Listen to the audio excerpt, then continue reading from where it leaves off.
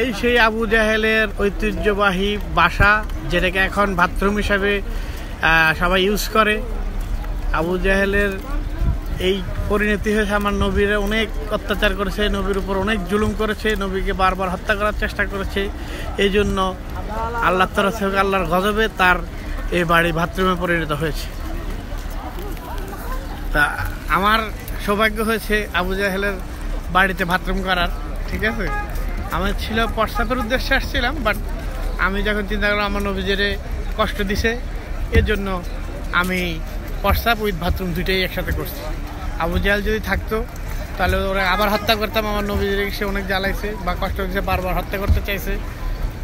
আর যেহেতু আমি হত্যা করতে পারিনি, সে নাই, সেজন্য তার হাম্মামে একটু বাথরুম করলাম। আর যারা যারা মক্কায় আসবেন অবশ্যই আবু জাহেলের বাথরুমে বাথরুম করবেন, ঠিক আছে। অবশ্যই আবু জাহেলের বাথরুমে বাথরুম করবেন। আসসালামু আলাইকুম ওয়া রাহমাতুল্লাহি ওয়া বারাকাতুহু।